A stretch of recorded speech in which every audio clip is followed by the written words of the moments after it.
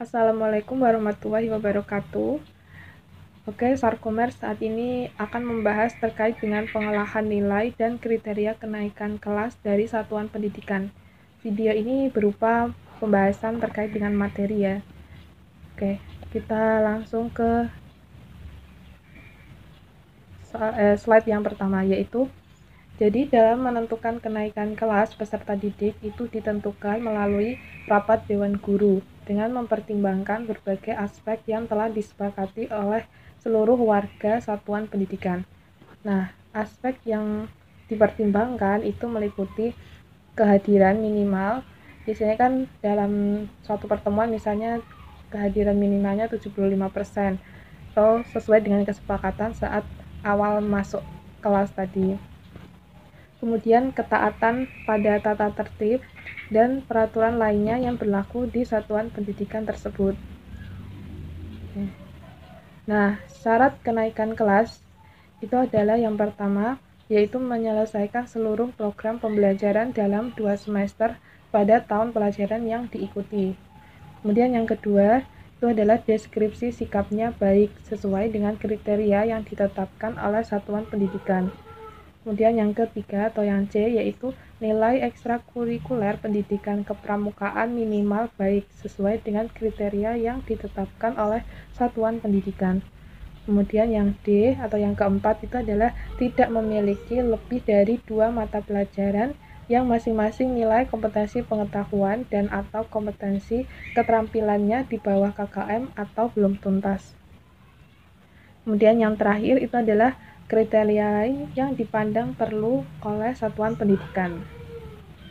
Nah, misalnya selanjutnya ke pengolahan nilai akhir semester atau akhir tahun untuk raport. Jadi ini cara untuk mengolah nilai untuk dimasukkan ke dalam raport. Nah, data pada tabel itu merupakan data dari salah satu siswa yang bernama Pika untuk mata pelajaran matematika. Nah, jadi dalam mengisi raport itu kan ada yang namanya penilaian harian. Nah, ada yang namanya penilaian harian, kemudian ada yang namanya penilaian tengah semester, dan ada yang namanya penilaian akhir tahun. Nah, itu bagaimana cara mengolahnya? Jadi biasanya satuan pendidikan itu dalam mengolah nilai itu memiliki pembobotan tertentu untuk menentukan nilainya di raport ya. Misalnya pengolahan nilai raport yang telah disepakati dalam satuan pendidikan itu bobot untuk nilai penilaian hariannya itu sebesar 50%. Kemudian nilai PTS-nya itu sebesar 25% dan nilai akhir semesternya sebesar 25%. Nah, sehingga seperti ini. Jadi nilai harian itu kan ada yang namanya tes atau dalam ulangan harian dan ada yang namanya penugasan. Nah, itu dilakukan rata-rata dulu. Jadi dihitung nilai rata-rata dari tes tulis dengan penugasan. Nah, kemudian sehingga akan diperoleh nilai rata-rata secara keseluruhan. Jadi kan ini pada pembelajaran itu kan ada beberapa KD. Nah, itu kan di rata-rata terlebih dahulu penilaian harian pada masing-masing KD dengan menjumlahkan atau dengan merata-rata nilai pada tes tulis dan tes penugasan sehingga diperoleh NPH atau nilai penilaian harian. Nah, lalu nilai penilaian harian pada semua KD itu dilakukan rata-rata, yaitu dijumlahkan lalu dibagi dengan banyaknya KD sehingga diperoleh nilai rata-rata penilaian harian itu adalah 82,5. Kemudian ada yang namanya nilai penilaian tengah semester yaitu 80. Dan ada yang namanya nilai akhir semester yaitu 78. Lalu cara untuk mengisi di raportnya itu adalah dengan melakukan pembobotan, yaitu 50% untuk nilai penilaian harian, berarti kan 50% dikali 82,5.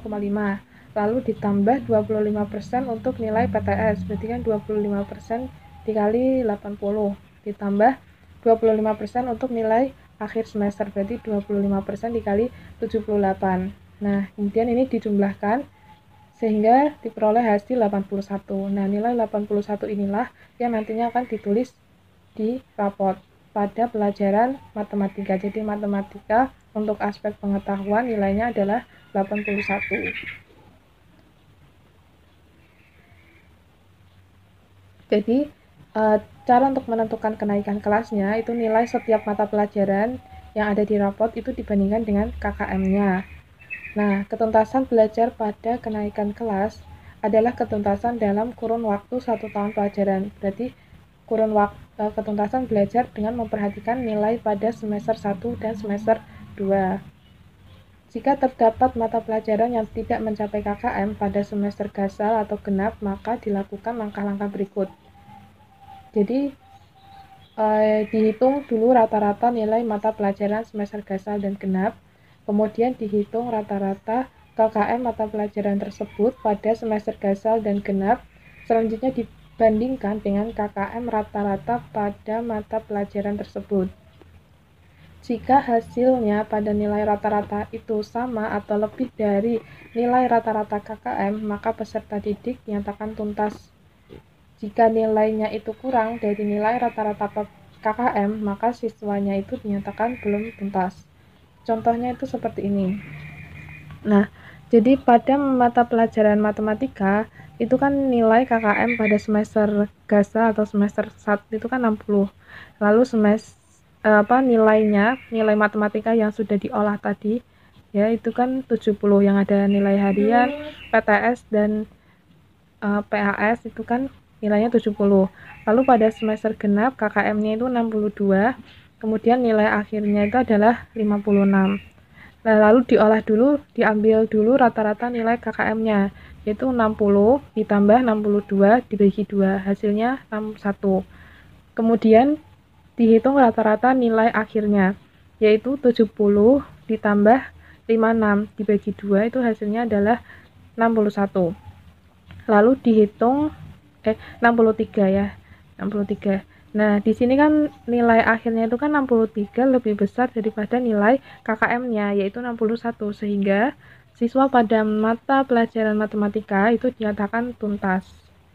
Nah, kalau misalnya nilai akhirnya itu ternyata 59, berarti kan itu kurang dari 61. Nah, berarti siswa itu tidak tuntas ya. Nah, misalnya seperti ini.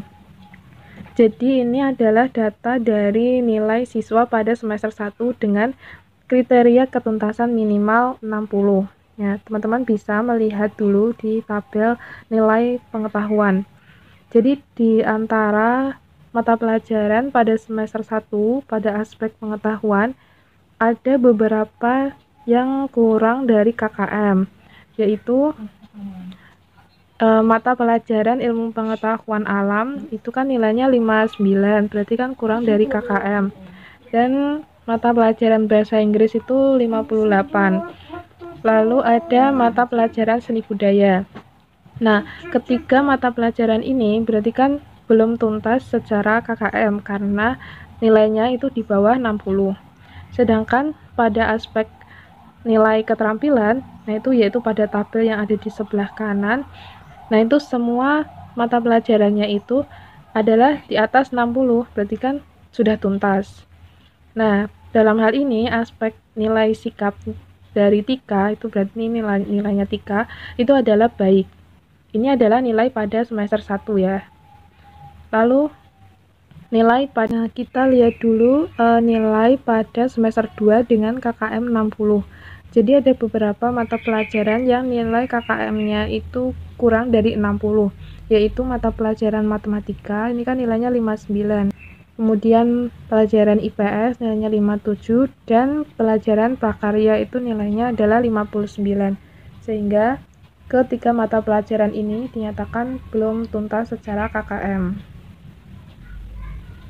Lalu kita lihat pada aspek keterampilan, itu juga masih ada nilai yang di bawah KKM, yaitu nilai matematika, yaitu 56, dan nilai prakarya, yaitu 54.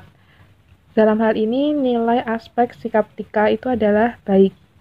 Nah, dari nilai pada semester 1 dan nilai pada semester 2, itu di tentukan nilai rata-ratanya, karena di sini ada nilai yang tidak tuntas pada semester 1 dan ada nilai yang tidak tuntas pada semester 2.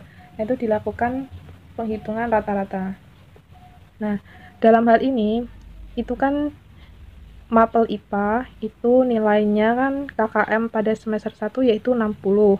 Nah, nilai akhirnya itu kan 59 pada semester 1. Ini semester 1.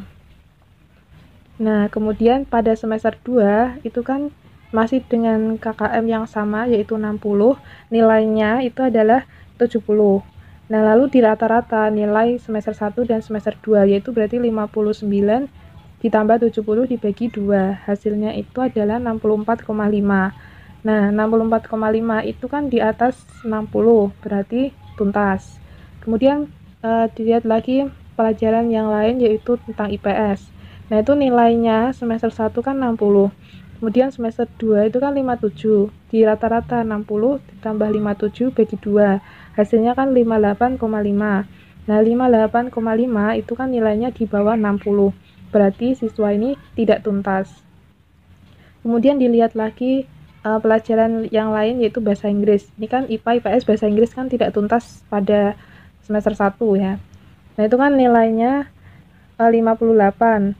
Nah, kemudian nilai semester 2-nya kan 60. Berarti dilakukan rata-rata 58 ditambah 60 bagi 2. Itu hasilnya adalah 59. Nah, ini juga masih kurang dari KKM. Berarti tidak tuntas. Kemudian seni budaya juga sama.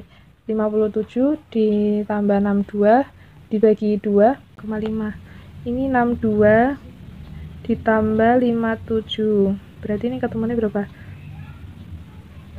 7, 8, 9, berarti 119. 119 dibagi 2, berarti hasilnya 5. Ini 10 ya. 19 bagi 2 berapa? 59. Nah, ini nilainya 59,5 ya. Nah, 59,5 berarti tidak tuntas juga. Nah, berarti kan ada nilai yang masih tidak tuntas lebih dari 2. Ya, berarti kan ini si anak ini kan ada nilai 3 yang tidak tuntas. Nah, pada syarat kenaikan kelas itu kan 2 yang tidak tuntas, berarti anak ini tidak naik kelas. Kenapa tidak naik kelas? Karena lebih dari 2 yang nilainya di bawah KKM, meskipun sikapnya itu adalah baik. Ya, sehingga anak itu tidak naik kelas. Nah, dilihat lagi contoh yang berikutnya. Nah, misalnya ini ada nilai dengan KKM yang bervariasi. Nah, ini nilai pada semester 1. Kemudian ini adalah nilai pada semester 2. Nah, pada semester 1 itu kan ada 3 mapel yang masih di bawah KKM, yaitu Bahasa Indonesia, Matematika, dan Penjas Orkes. Lalu di semester 2 itu kan hanya ada 1 mapel yang nilainya di bawah KKM, yaitu Bahasa Indonesia. Nah, ini dilakukan rata-rata. Berarti rata-rata KKM-nya yaitu 65 ya. Oh, KKM-nya sama ya di semester 1 dan semester 2, berarti KKM-nya itu adalah 65 yang jadi patokan. Nah, berarti dihitung rata-ratanya dulu. Berarti kan 60 tambah 60 bagi 2, ketemunya 60 ya. Lalu di rata-rata pada keterampilannya jelas tuntas ya, karena ini memang sudah tuntas dari semester 1. Nah, ini kemudian matematika dibuat rata-rata nilai semester 1 dan semester 2-nya. Berarti kan 58 ditambah 60 bagi 2. Hasilnya adalah 59. 59 ini masih di bawah KKM ya. KKM-nya kan 60. Berarti nggak tuntas ya. Lalu yang ketiga itu adalah mapel Penjas Orkes. Ini kan berarti 62. 62 ditambah 70 bagi 2. Hasilnya itu adalah 66. Nah, 66 itu kan berarti nilainya di atas KKM-nya, yaitu 65, sehingga ini tuntas. Nah, pada kasus ini ada 2 mapel yang tidak tuntas, yaitu mapel Bahasa Indonesia dan Matematika. Berarti siswa tersebut adalah naik kelas.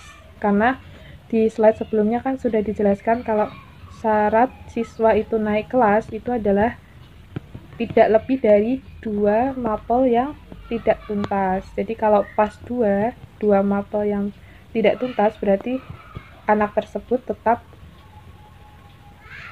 tetap naik kelas ini ya, tidak memiliki lebih dari 2 mapel. Jadi kalau pas 2 mapel itu berarti tetap naik kelas. Terima kasih, itu adalah video terkait dengan pengolahan dan cara menentukan kenaikan kelas bagi siswa. Terima kasih telah menonton video Sarkomer. Wassalamualaikum warahmatullahi wabarakatuh.